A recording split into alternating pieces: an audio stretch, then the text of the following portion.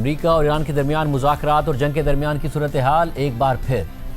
तवील स्टेलमेट का शिकार हो गई है और इसके बाद बैनुल-अक़वामी मार्केट में ब्रेंट क्रूड की कीमत एक दफ़ा फिर बढ़कर $27 फी बैरल की सतह पर पहुंच गई है। ईरान के जौहरी और मिसाइल प्रोग्राम को महदूद करने के मकसद से अमेरिका और इसराइल की जानिब से शुरू की गई ये जंग एक ऐसे मकाम पर पहुंच चुकी है कि जहां अब मुज़ाकरात पूरी दुनिया की मईशत के लिए इंतहाई अहम स्ट्रेट ऑफ हुर्मुज़ को दोबारा खोलने के मुआहदे तक महदूद होते दिखाई दे रहे हैं। लेकिन इस मामले पर भी गुज़िश्ता हफ्ते बड़ी पेशरफ्त, ईरान और ओमान के दरमियान जल्द मुआहदे की तवक्कात और मुतअद्दिद ऐलानात के बावजूद मुज़ाकरात अब आगे बढ़ते दिखाई नहीं दे रहे। ऐसे में इस सूरत हाल पर मुसलसल फ्रस्ट्रेशन का शिकार अमरीकी सदर ट्रंप भी अब ये कहने पर मजबूर हो गए हैं कि ईरान के साथ मुज़ाकरात उनके लिए कम अहमियत के हामिल रह गए हैं। लेकिन यहाँ सबसे अहम सवाल यह है कि सदर ट्रंप अब इस जंग से आखिर निकलेंगे कैसे, क्योंकि इस्राईली वज़ीर-ए-आज़म नेतन्याहू के इसरार पर खित्ते में अपने अहम अरब इत्तेहादियों के तहफ़्फ़ुज़ात के बावजूद अमरीका ने जंग तो शुरू कर दी, लेकिन अब ख्वाहिश और कोशिश के बावजूद इस जंग से निकलने का रास्ता आसान दिखाई नहीं दे रहा। और इस पूरी सूरत हाल में सबसे ज़्यादा गैर महफूज खलीजी अरब ममालिक दिखाई दे रहे हैं। ये ममालिक ना सिर्फ बराह रास्त जंग के असरात का सामना कर रहे हैं, बल्कि उनके लिए आलमी तिजारत और तेल की तरसील के दो इंतहाई अहम समंदरी रास्ते भी खतरे में हैं। एक तरफ स्ट्रेट ऑफ हुर्मुज़ है जो ईरान ने बंद कर रखी है, तो दूसरी जानिब रेड सी का रास्ता है जहां पर ईरान का हिमायत याफ्ता हौसी ग्रुप हमले कर रहा है। यानी खलीजी ममालिक एक ऐसी सूरत हाल में फंस चुके हैं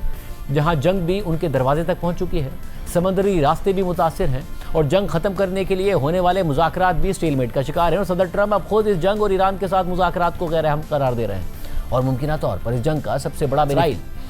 ये खुलेआम कह रहा है कि ईरान उस पर हमले नहीं कर रहा तो सब ठीक है। वाज़ेह रहे कि अमरीकी न्यूज़ वेबसाइट एक्सियोस के मुताबिक सदर ट्रंप ने इतवार को इशारा दिया कि वो ईरान पर मुआशी दबाव बढ़ाने के लिए तैयार हैं, बजाय इसके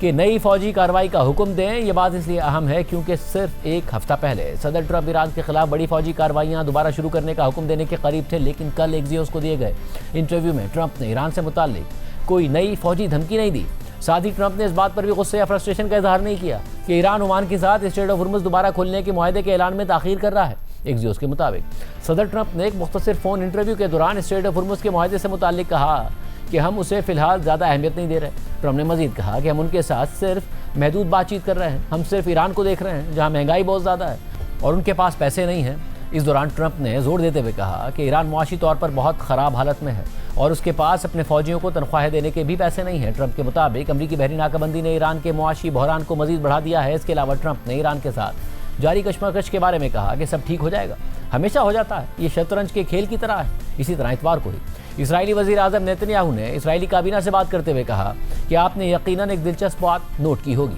कि ईरान खित्ते के तमाम ममालिक पर हमले कर रहा है, हत्ता कि खित्ते से बाहर के ममालिक पर भी हमले कर रहा है, लेकिन एक मुल्क ऐसा है जिस पर वो हमला नहीं कर रहा है और वो मुल्क है इसराइल। नेतन्याहू के मुताबिक अभी तक ईरान ने इसराइल पर हमला नहीं किया। वो हमला कर सकता है, लेकिन कई हफ्ते गुजरने के बावजूद ईरान ने हम पर हमला क्यों नहीं किया? क्योंकि वो जानता है कि अगर उसने ऐसा किया तो हम उसे कितना तबाहकुन नुकसान पहुँचाएंगे। नेतन्याहू ने मज़ीद कहा कि मैं ये इसलिए कह रहा हूँ क्योंकि गुज़िश्ता 2 दिनों से इसराइल की कमज़ोरी और तमाम मुहाज़ों पर इसराइल के पीछे हटने के हवाले से अफवाहों की एक लहर फैलाई जा रही है। नेतन्याहू के मुताबिक सबसे ज़्यादा मज़े का खेज़ बात यह है कि ये हमले उन लोगों की तरफ से हो रहे हैं जो पूरे गज़ा से दस्तबरदारी लबनान में बिल्कुल दाखिल ना होने और ईरान पर हमला ना करने की बात करते थे। सारी सूरत हाल में स्ट्रेट ऑफ हुर्मुज़ में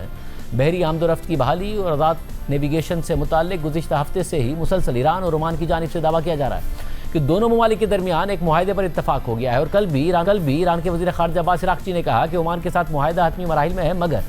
कई दिन गुजरने के बावजूद अब तक इस मुआहदे का बाज़ाब्ता तौर पर ऐलान नहीं हो सका है और सालिसों को यकीन था कि मुआहदे का ऐलान गुज़िश्ता हफ्ते बुध यानी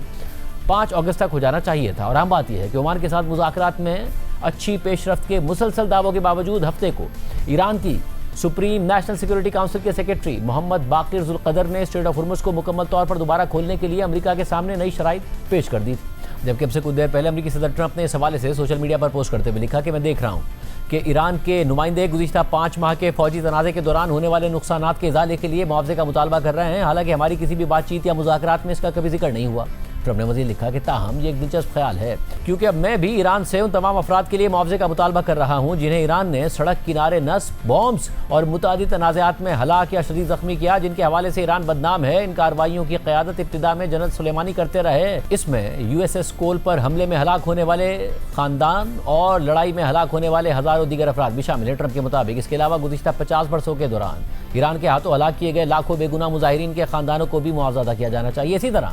गुज़िश्ता 5 माह के दौरान हलाक होने वाले 52,000 ईरानियों के ख़ानदानों को भी मुआवजा देना चाहिए, वो भी मुस्तहिक है। ट्रंप ने मज़ीद लिखा, मैंने अपने नुमाइंदों को हिदायत की है कि आइंदा होने वाले तमाम मुज़ाकरात में इस मुतालबे को वाज़ेह तौर पर शामिल किया जाए।